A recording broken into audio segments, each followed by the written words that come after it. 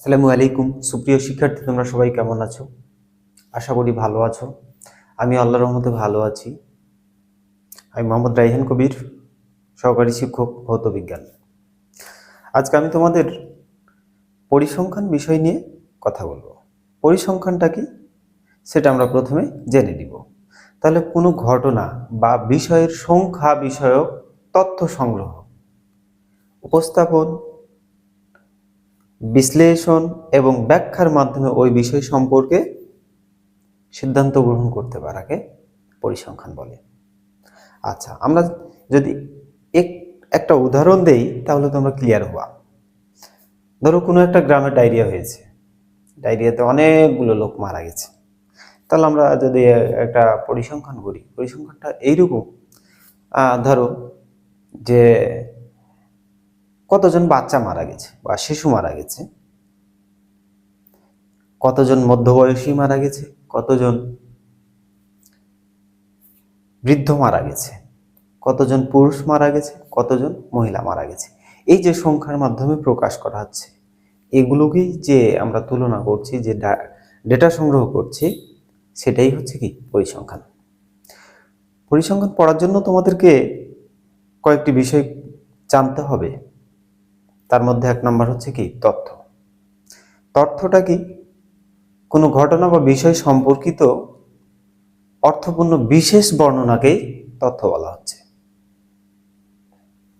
তাহলে অবশ্যই তথ্য হতে হলে তোমাকে অর্থপূর্ণ হতে হবে, অবশ্যই অর্থ বহন করতে হবে, তাই না? আচ্ছা, এখন বিষয় হচ্ছে যে আমরা যদি উপাত্ত কি সেটা যদি জানতে চাই, তাহলে তথ্যে ব্যবহৃত সংখ্যাকেই উপাত্ত বলা হয়।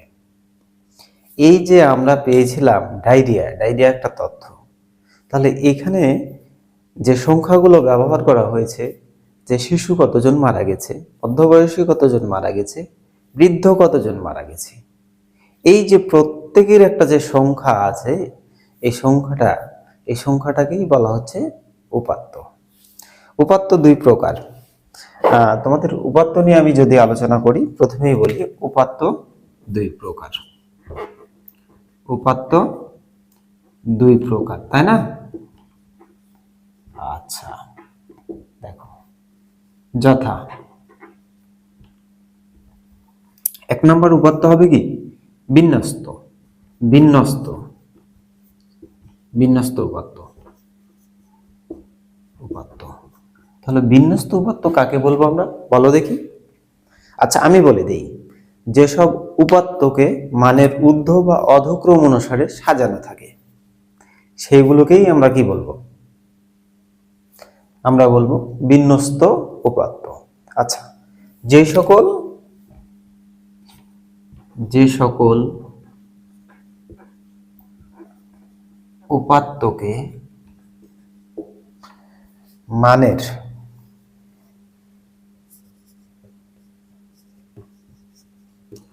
ঊর্ধ্ব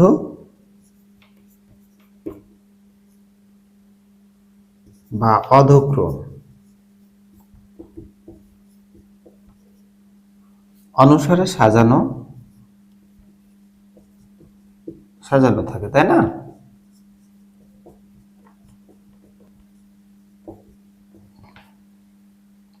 তাহলে সেসব তাকে বিন্যস্ত উপাত্ত বলে।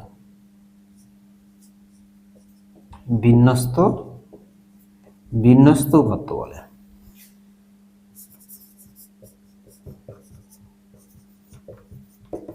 আচ্ছা, যেমন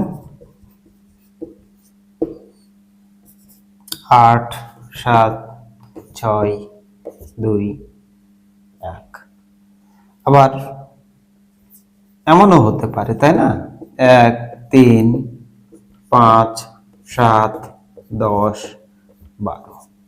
দেখো যে বড় থেকে ছোট সাজানো হয়েছে, আবার ছোট থেকে বড় সাজানো হয়েছে। এই যে এই সাজানোটাকেই বলা হচ্ছে কি বিন্যস্ত উপাত্ত। আর অবিন্যস্ত উপাত্ত কাকে বলবো আমরা? তাহলে অবিন্যস্ত, দেখো, যে সকল উপাত্তকে মানের ঊর্ধ্বক্রম বা অধক্রম অনুসারে সাজানো থাকে না তাকে অবিন্যস্ত উপাত্ত বলে, উপাত্ত বলে। যেমন আমরা যদি দেখি তাহলে হচ্ছে কি,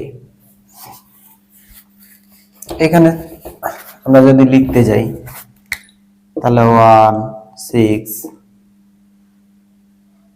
2 5 3, আবার তাহলে এইটাকেই আমরা বলবো কি, এটাকেই বলবো হচ্ছে কি অবিন্যস্ত